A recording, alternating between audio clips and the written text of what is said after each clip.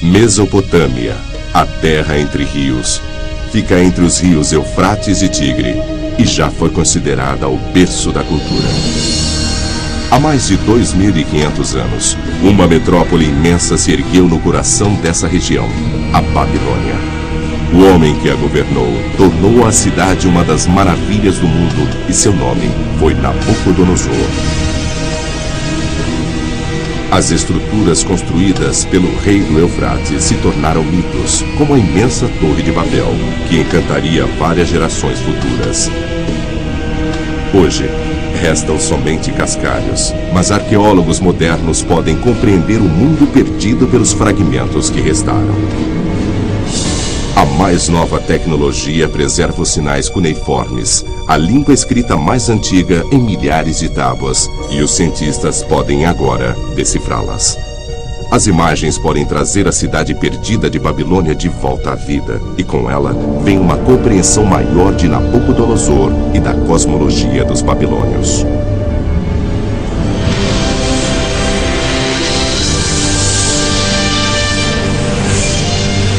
Nabucodonosor.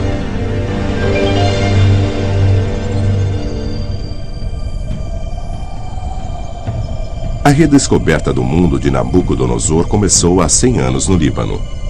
O cônsul francês Henri Poignon explorou a região em volta de Al-Hirmil em busca de antigos tesouros artísticos. Na época havia muitas expedições de administradores coloniais. O século XIX foi a época das grandes descobertas. Onde quer que fossem, pareciam fazer novas e importantes descobertas. A lendária cidade de Troia havia sido escavada. E hieróglifos egípcios puderam ser decifrados, e num dia quente de outubro, Henri Poignon fez uma descoberta que mais tarde seria aclamada como uma sensação arqueológica. Poignon trabalhou na hipótese de que o vasto império da Babilônia se estendera até este ponto às margens do Mediterrâneo, e ele descobriu a prova. Numa parede de pedra, o retrato de um rei havia sido esculpido, dominando um leão com o braço. Segundo a inscrição, era Nabucodonosor, rei da Babilônia. Sob a fraca luz do dia, Henri Poignon conseguiu tirar uma foto formidável. Esta era a pintura mais antiga de Nabucodonosor que havia sido encontrada. O relevo em pedra desgastado pelo tempo une mitos e lendas antigas.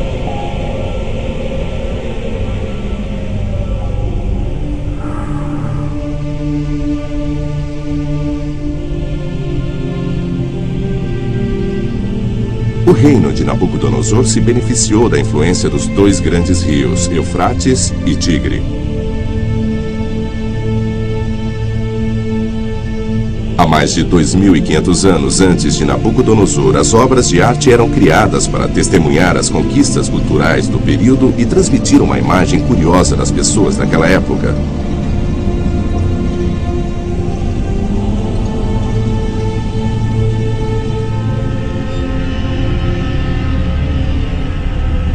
O povo sumério criou uma cultura inteiramente nova, anunciada por um desenvolvimento revolucionário.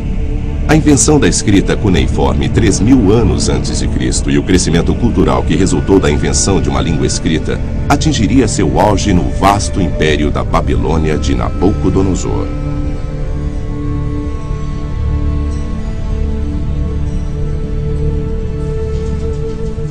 A nova tecnologia se espalhou da antiga Uruk por toda a Mesopotâmia, estendendo-se ao norte. Espalhou-se também para o Mediterrâneo pelo oeste e a esfera cultural da Palestina. O reino de Nabucodonosor se estendia até o Egito e Jerusalém, um autêntico império.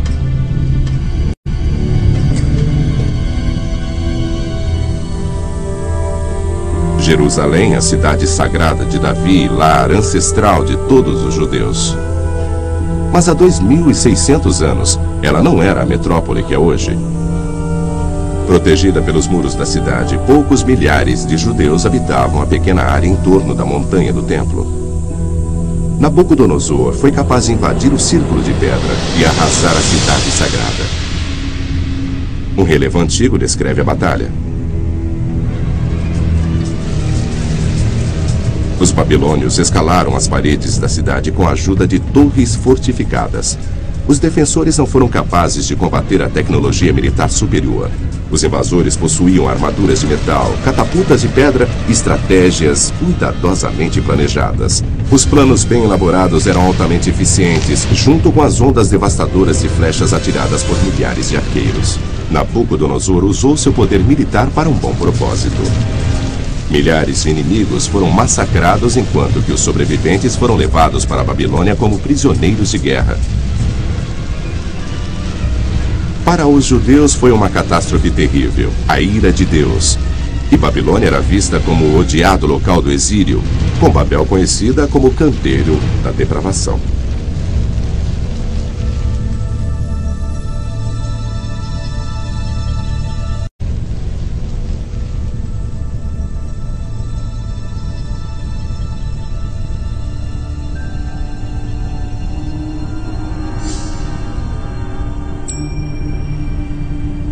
Atualmente, os restos da Babilônia podem ser vistos no Iraque, mas no início do século XX, tudo que podia ser visto da antiga metrópole eram alicerces e cascalho.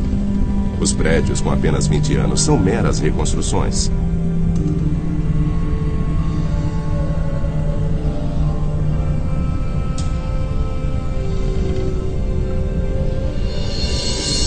Mas esses edifícios criativos proporcionam algum conceito do esplendor e glória da antiga cidade que foi lar de 1 milhão de habitantes.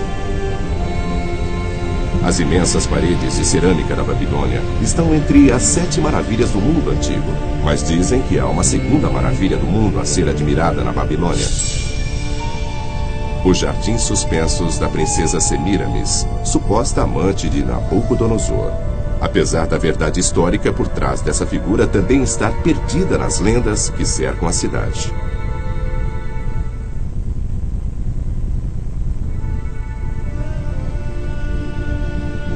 O historiador grego Heródoto, que acredita-se ter visitado Babilônia 100 anos após a morte de Nabucodonosor, foi uma das muitas pessoas capturadas pelo governo.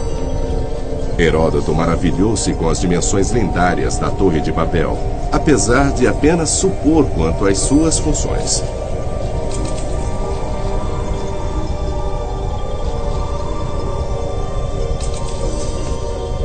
Ao tentar descrever o local, ele deixava a imaginação correr solta ao entusiasmar-se com a cidade de ruas de 16 metros de largura, paredes com 25 metros de espessura e uma área urbana que se estendia por 96 quilômetros.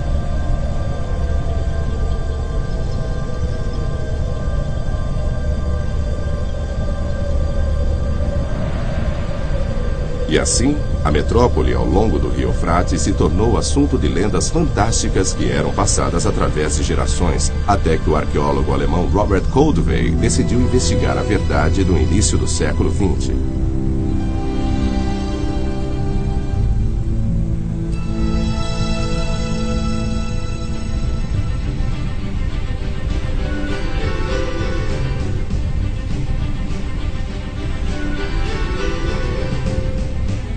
Quando Koldewey chegou ao provável local da antiga cidade da Babilônia, tudo o que podia ser visto eram pilhas de cascalho cobertas de areia do deserto.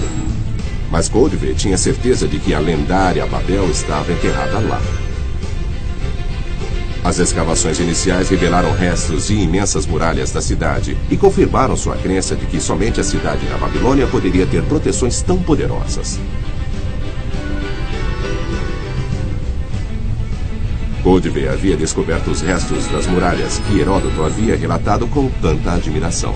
E os babilônios haviam isolado as estruturas de cerâmica contra a umidade usando betume, uma conquista tecnológica incrível para a época. Koldewey estava obcecado com a ideia de escavar toda a lendária cidade.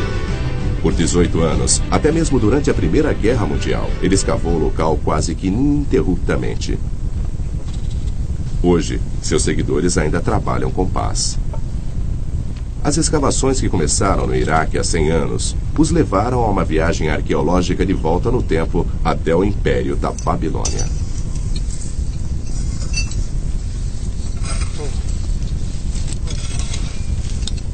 Em Sipar, a 50 quilômetros das escavações de Coldveig, a equipe havia descoberto uma nova sensação arqueológica.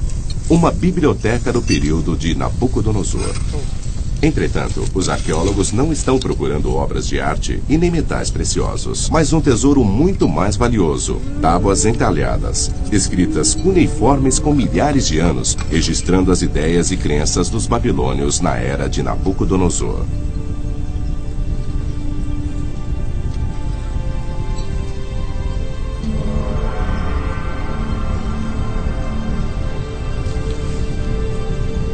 Os arqueólogos desenterraram mais de 300 tábuas de argila, textos valiosos descrevendo rituais e costumes, mitos e política. A biblioteca de Sipar é literalmente um tesouro de conhecimento. Mas antes, o conhecimento tem de ser decodificado. Decifrar um texto como esse é uma corrida contra o tempo, pois peritos em escrita cuneiforme, como o professor Sommerfeld, do Museu de Bagdá, observam as antigas tábuas de argila se deteriorarem diante de seus olhos. Apesar das tábuas de argila serem menos suscetíveis às devastações do tempo do que pergaminhos, assim que são desenterradas, as variações de temperatura e umidade costumam fazer com que a argila se desfaça em um período de tempo muito curto. E então, as histórias da vida na Babilônia se transformam em pó. As inscrições proporcionam relatos detalhados da vida no Império Babilônico. Entre os achados está o registro de um acontecimento que mergulhou o povo em medo e terror há 2.500 anos. Um eclipse da Lua.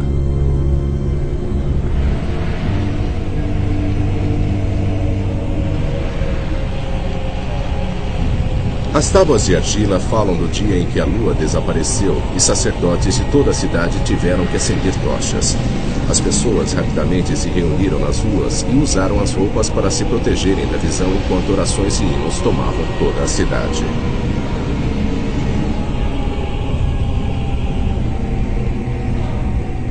Os soldados do rei mergulhavam as mãos na argila escura e espalhavam em todo o rosto, cobrindo-se inteiramente. Somente assim poderia a lua, que os babilônios acreditavam ser um deus chamado Sin, ser acalmada. Aí então o deus estaria preparado para mostrar seu rosto à raça humana mais uma vez.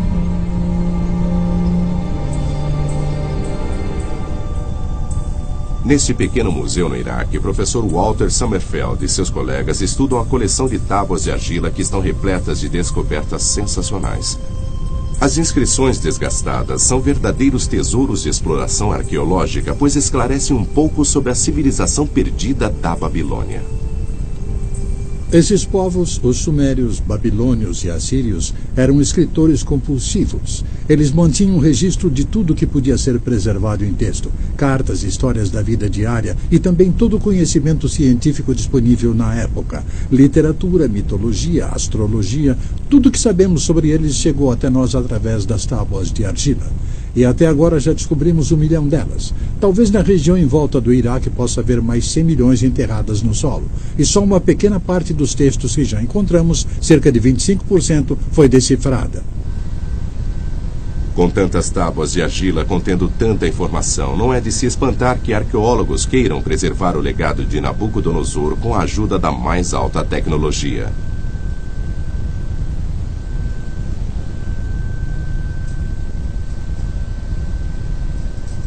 O conhecimento do Antigo Oriente pode agora ser preservado em tábuas de vidro para sempre. Usando um método chamado fotografia holográfica, um raio laser traça a inscrição na tábua de argila. Um sistema de espelhos permite que a imagem seja reproduzida em uma chapa fotográfica e fixada usando um processo especial de revelação.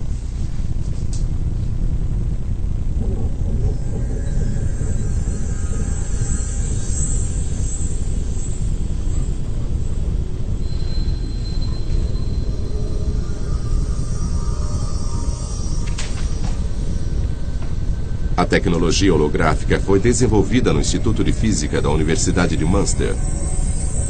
As tábuas de argila aparecem na chapa fotográfica em 3 dimensões para que os peritos possam estudar as características espaciais da escrita cuneiforme, um fator vital ao decifrar o texto.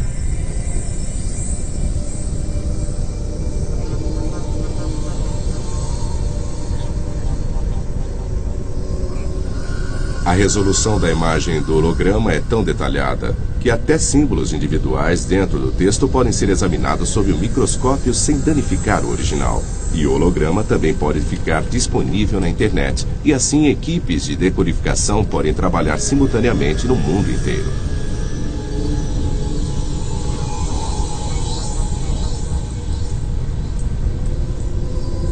As tábuas com escrita cuneiforme contam histórias antiquíssimas. E agora, a sabedoria da antiga Babilônia pode ser apresentada nas telas de computador da atualidade.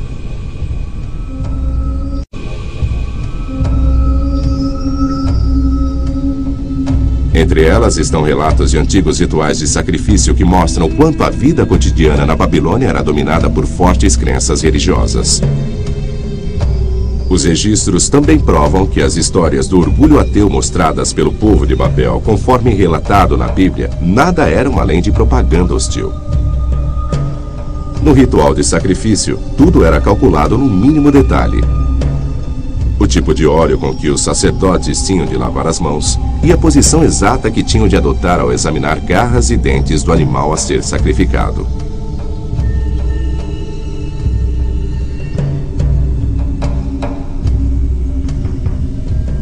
O sumo sacerdote tinha de colocar uma corrente feita de lã vermelha e pedras coloridas em volta do pescoço quando a lua aparecia.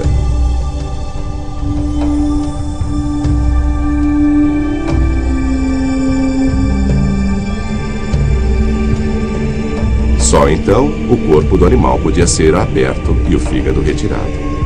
A condição do órgão indicava se bons ou maus tempos aguardavam o império e o rei. Acreditavam que todo o futuro deles dependia de como o fígado do animal era interpretado. Era um sinal divino.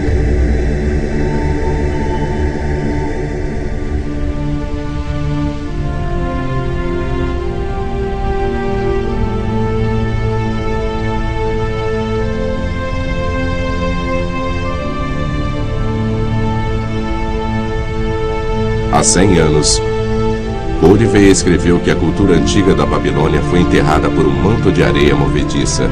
E até hoje, peritos estimam que milhares de textos ainda estejam escondidos sob o solo da Babilônia.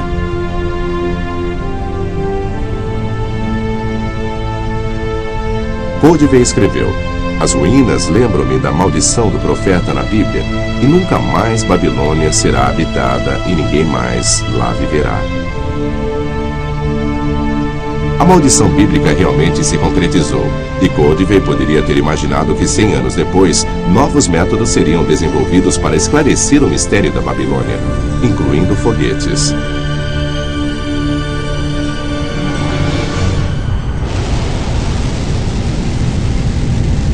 O Soyuz russo carregou um satélite de vigilância até o espaço. Nos dias da Guerra Fria, a tecnologia foi empregada para espionar território inimigo, usando fotografias do espaço.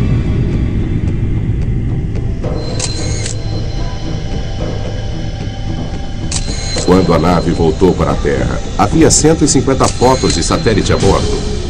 Entre elas, havia uma de uma área de 32 graus ao norte e 44 graus a leste. Território iraquiano. Moscou, prospecto de Leningrado, 47, outrora quartel-general da inteligência militar soviética. Com o fim da Guerra Fria, as fotos de satélite que foram usadas para espionar inimigos agora estão disponíveis para fins de pesquisa.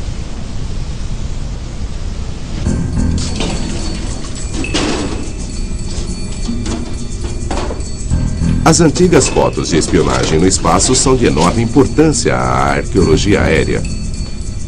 Um perito pode obter informações valiosas a partir dessas imagens.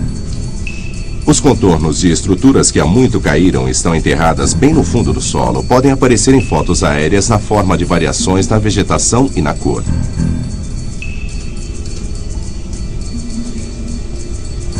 Essa tecnologia permitiu o estudo de uma pequena área captada pela câmera do satélite a 270 quilômetros de distância, a antiga Babilônia. Como o computador aumenta a imagem, a área inteira de uma cidade que há tempos havia desaparecido pode ser vista. No topo à esquerda fica o moderno palácio de Saddam Hussein e à direita a região escavada por Koldvay. A imagem aérea mostra que apenas uma pequena área da antiga cidade foi estudada até agora pelos arqueólogos. Na verdade, a cidade de Nabucodonosor era mais extensa, como mostra esta foto de satélite. Era 60 vezes maior que a reconstrução que pode ser vista hoje.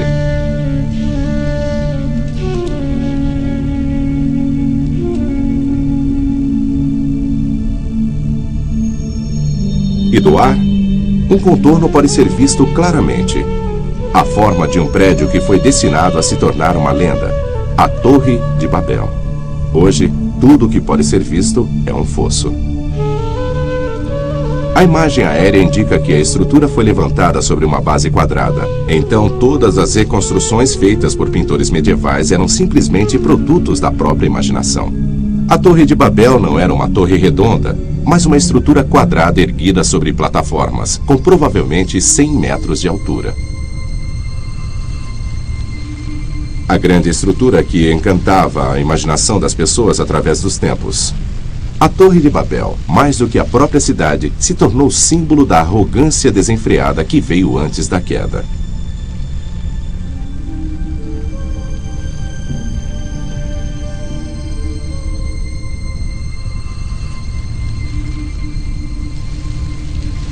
Heródoto, o pai da escrita histórica, deve ter visto a Torre de Babel quando metade dela ainda resistia, apesar do declínio da cidade ter começado logo depois que o filho de Nabucodonosor o sucedeu.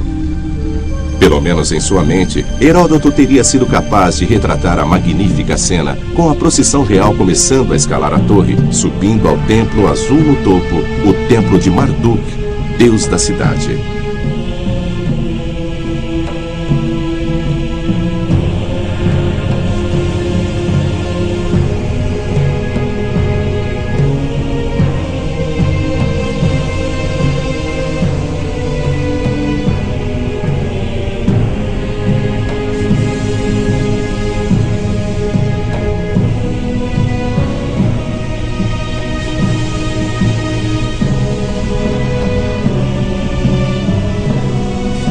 Heródoto relatou que subir ao templo de Marduk significava subir aos céus e às estrelas. E no topo, no setor mais alto do enorme templo, era onde Marduk morava.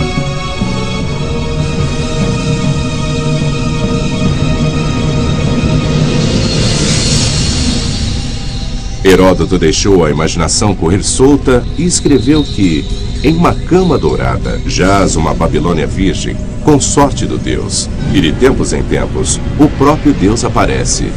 Marduk, o regente divino, o grande Deus da Babilônia, o Deus que sabe tudo, que vê tudo.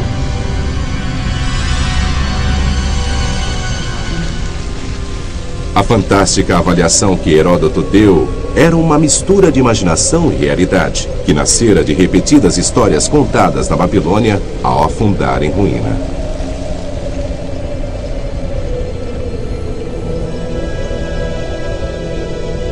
Poucos restos do templo babilônio elevam-se hoje. São apenas cascalho. Mas em Borsippa, que pode ser vista da Babilônia, as ruínas gigantes de outra torre alcançam o céu. Que pode ser vista da Babilônia, as ruínas gigantes de outra torre alcançam o céu.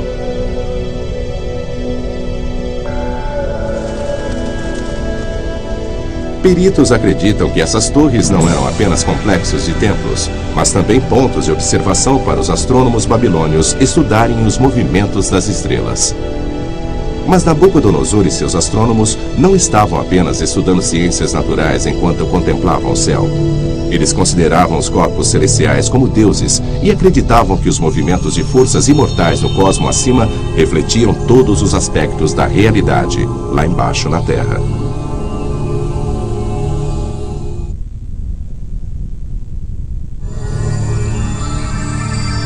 Os astrônomos babilônios na era de Nabucodonosor usavam imensos complexos de templos como pontos de observação para estudar os movimentos das estrelas.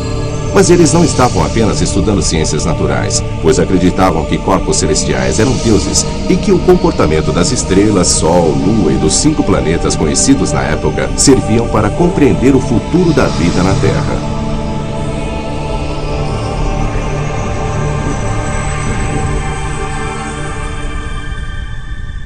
Museu Alemão em Munique. No planetário, o sistema de projeção pode ser programado para mostrar como o céu à noite teria aparecido na Babilônia há 2.500 anos.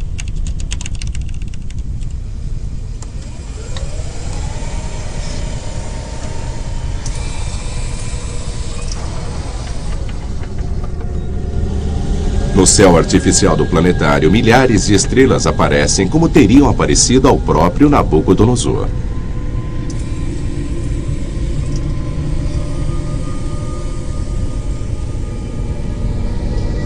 Toda noite, durante centenas de anos, os babilônios estudaram o céu à noite em busca de sinais, de ocorrências extraordinárias e de conexões.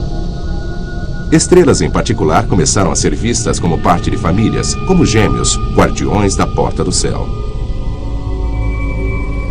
Acreditava-se que Aquário ditava o curso de toda a água da Terra. Sagitário, metade homem, metade cavalo, foi um poderoso aliado nas guerras e em tempos de dificuldade. Havia Touro, o touro mitológico, que podia devastar cidades inteiras e era particularmente temido. Os babilônios inventaram a astrologia que conhecemos hoje. Eles dividiram os céus em 12 signos do zodíaco e registraram os movimentos das estrelas. Eles podem até ter dominado a construção dos telescópios, conforme sugerido por esta lente de quartzo polido. Os babilônios tinham um sofisticado entendimento de matemática, e tábuas de geometria provam que os cientistas já estavam familiarizados com o Teorema de Pitágoras. Esse teorema influenciou a arquitetura de uma das mais famosas estruturas da Babilônia, o Portal da Cidade Azul, dedicado à deusa Ishtar. Em seus telegramas a Berlim, Koldewey elogiava a beleza única das cerâmicas, enquanto os tijolos esmaltados de azul eram embalados em caixas e transportados para Berlim, onde eram lavados e separados. A reconstrução do Portal de Ishtar começou na ilha do Museu de Berlim.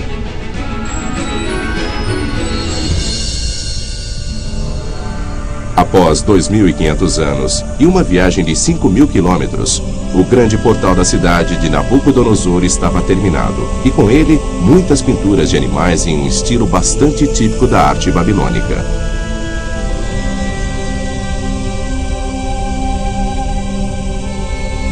As imagens de animais adorados pelos babilônios como companheiros dos deuses teriam enfeitado as paredes do caminho por onde passariam as procissões e guiado os visitantes ao centro da cidade.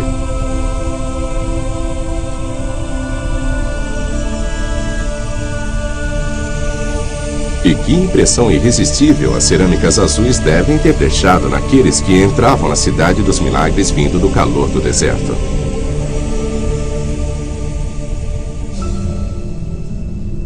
Os tijolos eram de azul esmaltado, mas como era possível uma técnica tão rara ter sido desenvolvida há 2.500 anos?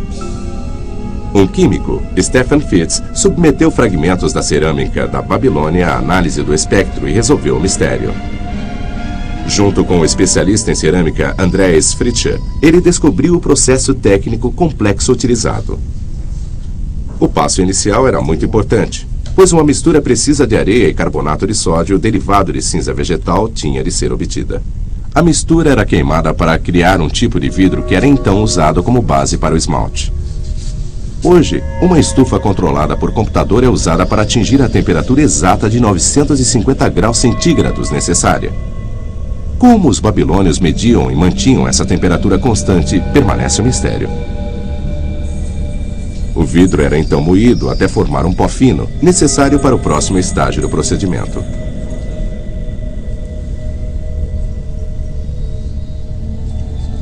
Quantidades minúsculas de cobalto e óxido de cobre eram acrescentadas ao pó. A combinação dos produtos químicos produzia distinta coloração azul brilhante, mas como os antigos babilônios mediram quantidades extremamente precisas dos minerais?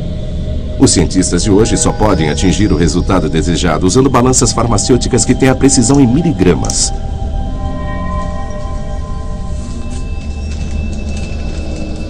O Dr. Stephen Fitz acrescentou então água destilada para transformar o pó em líquido cremoso, que é o esmalte final. O que os babilônios conquistaram ao construir e decorar os prédios foi uma proeza tecnológica tremenda, e isso se aplica também ao esmalte que eles usaram. Não foi apenas o fato de terem produzido este esmalte. Deve-se também lembrar que muitos dos ingredientes não eram facilmente disponíveis naquela época. Uma grande parte tinha de ser importada de países que ficavam do outro lado da Terra. Em termos contemporâneos, o que eles realizaram foi realmente grandioso. O esmalte era então pintado no tijolo. Finalmente, o objeto era queimado novamente, dessa vez por 12 horas a uma temperatura constante de mais de 1000 graus centígrados.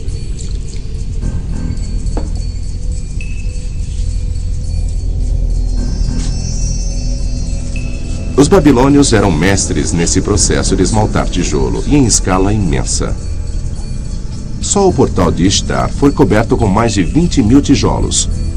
Isso deu a ele um azul brilhante, reflexo do céu acima.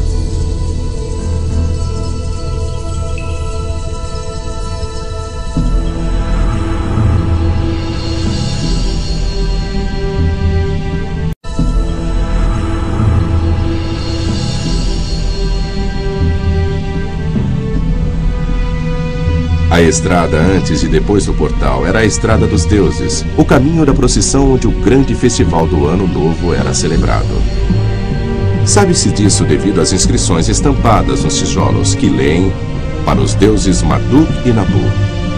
Eu cimento o interior da estrada com asfalto e tijolos queimados. E sobre eles eu coloco uma camada grossa de pó esmaltado. Que os deuses fiquem satisfeitos ao andarem por este caminho. Nabucodonosor estampou essa mensagem em milhares dos tijolos usados.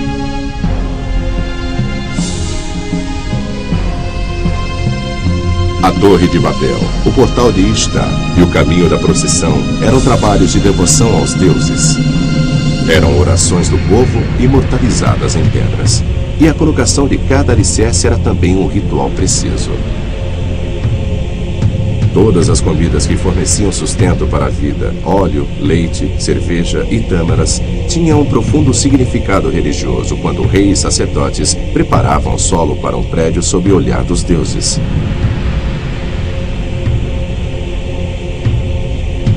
As antigas tábuas de argila mencionavam os complexos rituais e os descreviam em detalhes. Creme, mel e cerveja tinham de ser colocados sobre o primeiro alicerce como uma oferenda valiosa para os deuses.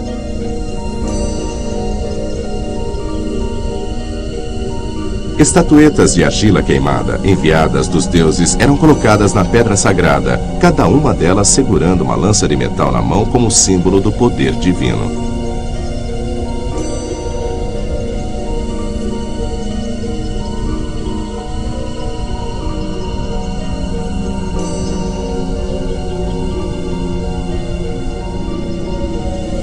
Um carneiro era preparado, a boca lavada com extrato de zimbro para encorajar os deuses a olharem favoravelmente para a oferenda.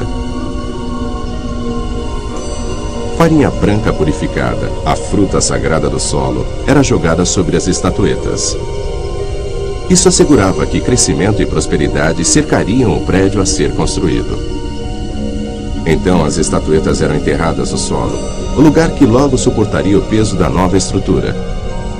Muito depois do prédio ter caído, as estatuetas usadas na cerimônia sobrevivem até os dias de hoje.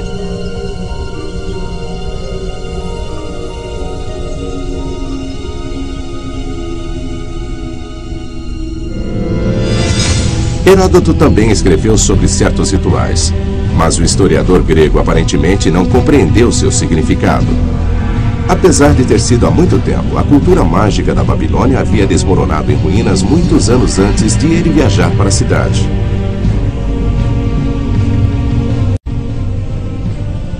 O que restou, entretanto, foi uma profunda admiração pelas construções que ainda estavam de pé, tais como os muros da cidade. Heródoto deve ter caído na maldição deles, pois os peritos agora acreditam que as medidas que ele forneceu estavam bastante exageradas.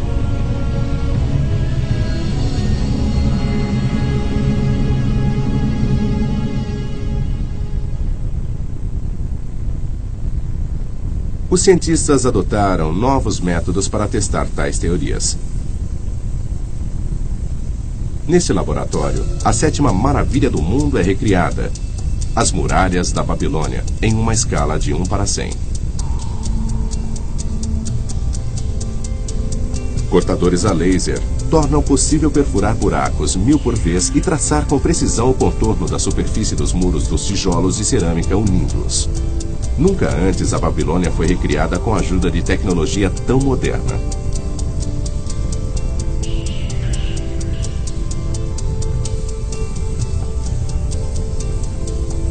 Mas esse trabalho pioneiro não está sendo feito apenas para produzir um modelo de decoração. É um exemplo de arqueologia experimental, e o modelo resultante mostra imediatamente que os dados fornecidos por Heródoto não estavam corretos. Quando as proporções que ele forneceu são empregadas na construção do modelo, o número de parapeitos, por exemplo, não bate com o comprimento de cada parede.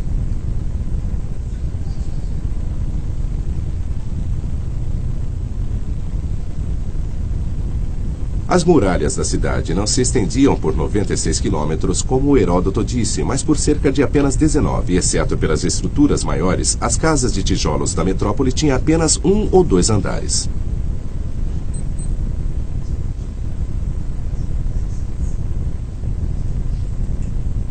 A experiência com o modelo ilustra que as ruas seguiam uma planta horizontal que atravessava as casas quase em ângulos retos.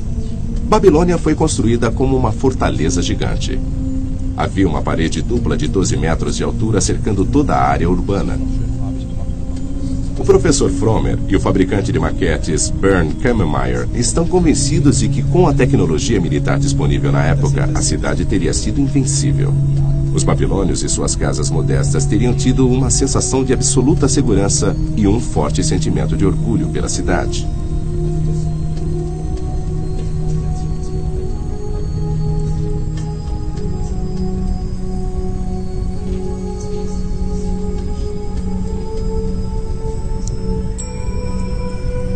A câmera mostra a sensação de admiração que os habitantes da antiga cidade deviam ter pelo ambiente que dominava a vida cotidiana deles.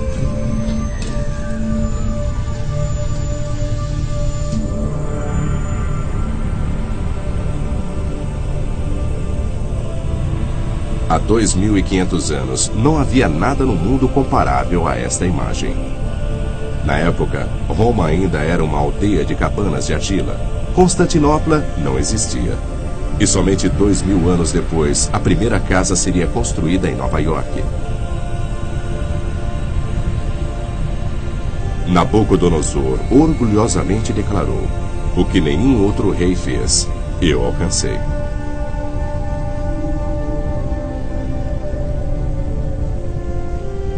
O professor Walter Sommerfeld, da Universidade de Marburg, especula como as pessoas que viviam nessa metrópole celebravam os festivais religiosos.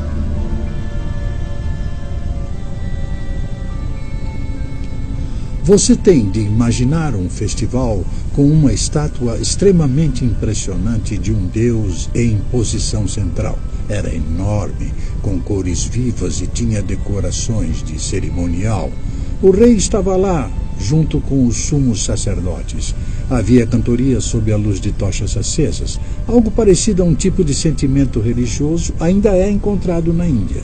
Não podemos mais participar dos festivais babilônicos, mas pelo menos há muitos paralelos na Índia, paralelos que nos permitem capturar alguma coisa da atmosfera daquela época. O grande caminho da procissão na Babilônia pode ter sido assim. Há paralelos consideráveis entre os festivais religiosos celebrados a cada ano pelo povo de Puri, na Índia Oriental, e o grande festival de Ano Novo de Nabucodonosor, uma antiga tradição religiosa que talvez tenha se espalhado da Babilônia para a Índia ou vice-versa.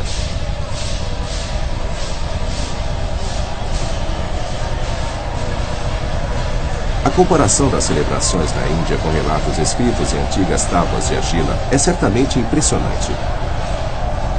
Como no festival de Ano Novo da antiga Babilônia, as antigas estátuas dos deuses são trazidas do templo em Puri envoltas em trajes cerimoniosos e colocadas em um carro sagrado. O rei de Puri tem sido comparado a uma reencarnação de Nabucodonosor. Como na época de Nabucodonosor, o rei tem de seguir os costumes, pois são as leis dos deuses.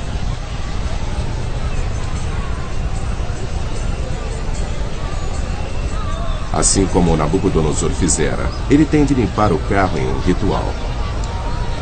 Esta cerimônia religiosa serve para tornar legítima sua lei e para renovar a ligação entre rei, Deus e o povo. Toda a população é envolvida no eufórico ritual.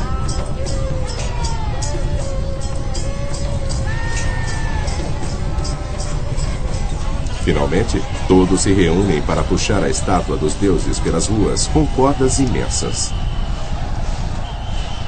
A religião aqui não é um conceito abstrato, mas algo que está vivo e é venerado todos os dias.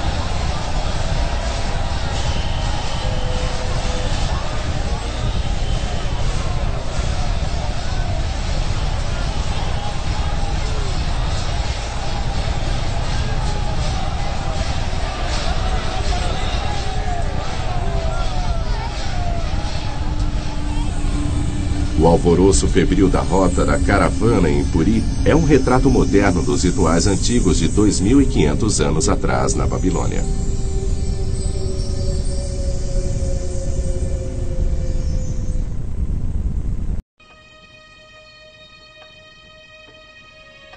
Mesopotâmia, a terra entre rios, fica entre os rios Eufrates e Tigre e já foi considerada o berço da cultura. Há mais de 2.500 anos, uma metrópole imensa se ergueu no coração dessa região, a Babilônia. O homem que a governou tornou a cidade uma das maravilhas do mundo e seu nome foi Nabucodonosor. As estruturas construídas pelo rei do Eufrates se tornaram mitos, como a imensa Torre de Babel, que encantaria várias gerações futuras. Hoje, restam somente cascalhos, mas arqueólogos modernos podem compreender o mundo perdido pelos fragmentos que restaram. A mais nova tecnologia preserva os sinais cuneiformes, a língua escrita mais antiga em milhares de tábuas, e os cientistas podem agora decifrá-las. As imagens podem trazer a cidade perdida de Babilônia de volta à vida, e com ela vem uma compreensão maior de Nabucodonosor e da cosmologia dos babilônios.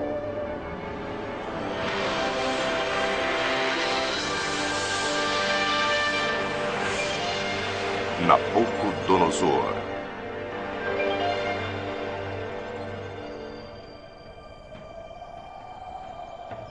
A redescoberta do mundo de Nabucodonosor começou há 100 anos no Líbano. O cônsul francês Henri Poignon explorou a região em volta de Al-Hirmil em busca de antigos tesouros artísticos. Na época havia muitas expedições de administradores coloniais. O século XIX foi a época das grandes descobertas. Onde quer que fossem, pareciam fazer novas e importantes descobertas. A lendária cidade de Troia havia sido escavada. E hieróglifos egípcios puderam ser decifrados, e num dia quente de outubro, Henri Poignon fez uma descoberta que mais tarde seria aclamada como uma sensação arqueológica.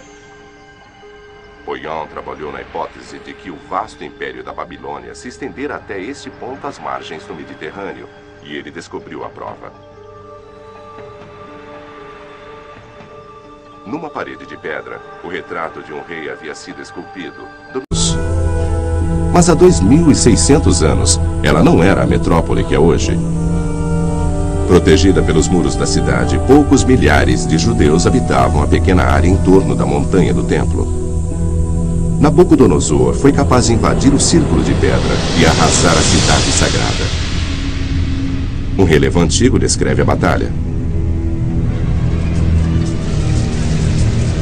Os babilônios escalaram as paredes da cidade com a ajuda de torres fortificadas. os defensores não foram capazes de combater a tecnologia militar superior. Os invasores possuíam armaduras de metal, catapultas de pedra e estratégias cuidadosamente planejadas. Os planos bem elaborados eram altamente eficientes, junto com as ondas devastadoras de flechas atiradas por milhares de arqueiros. Nabucodonosor usou seu poder militar para um bom propósito. Milhares de inimigos foram massacrados, enquanto que os sobreviventes foram levados para a Babilônia como prisioneiros de guerra. Para os judeus foi uma catástrofe terrível, a ira de Deus, de Nabucodonosor e da cosmologia dos babilônios.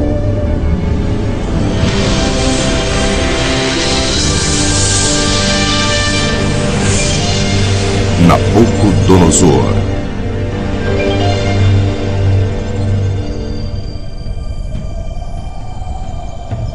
A redescoberta do mundo de Nabucodonosor começou há 100 anos no Líbano. O cônsul francês Henri Poignon explorou a região em volta de Al-Hermel em busca de antigos tesouros artísticos. Na época havia muitas expedições de administradores coloniais. O século XIX foi a época das grandes descobertas. Onde quer que fossem, pareciam fazer novas e importantes descobertas. A lendária cidade de Troia havia sido escavada. E hieróglifos egípcios puderam ser decifrados, e num dia quente de outubro, Henri Poignon fez uma descoberta que mais tarde seria aclamada como uma sensação arqueológica. Poignon trabalhou na hipótese de que o vasto império da Babilônia se estendera até este ponto às margens do Mediterrâneo, e ele descobriu a prova. Numa parede de pedra, o retrato de um rei havia sido esculpido, dominando um leão com o braço. Segundo a inscrição, era Nabucodonosor, rei da Babilônia. Sob a fraca luz do dia, Henri Poignon conseguiu tirar uma foto formidável. Esta era a pintura mais antiga de Nabucodonosor que havia sido encontrada. O relevo em pedra desgastado pelo tempo une mitos e lendas antigas.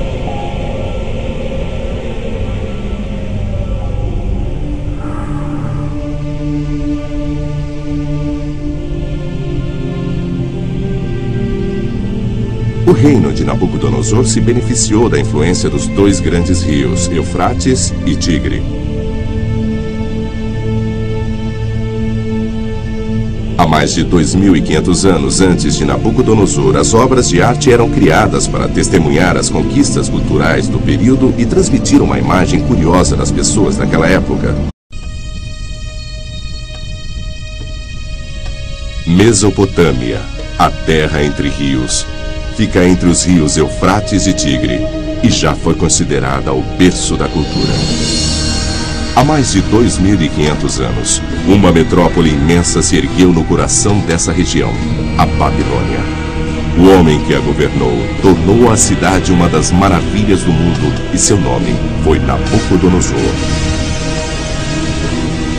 As estruturas construídas pelo rei do Eufrates se tornaram mitos, como a imensa Torre de Babel, que encantaria várias gerações futuras. Hoje, restam somente cascalhos, mas arqueólogos modernos podem compreender o mundo perdido pelos fragmentos que restaram. A mais nova tecnologia preserva os sinais cuneiformes, a língua escrita mais antiga em milhares de tábuas, e os cientistas podem agora decifrá-las. As imagens podem trazer a cidade perdida de Babilônia de volta à vida, e com ela vem uma compreensão maior.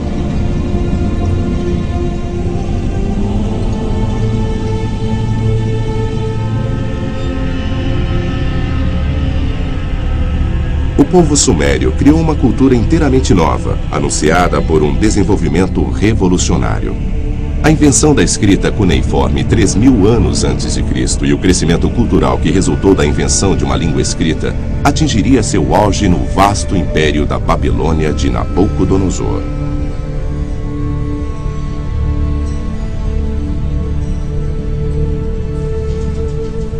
A nova tecnologia se espalhou da antiga Uruk por toda a Mesopotâmia, estendendo-se ao norte. Espalhou-se também para o Mediterrâneo pelo oeste e a esfera cultural da Palestina. O reino de Nabucodonosor se estendia até o Egito e Jerusalém, um autêntico império.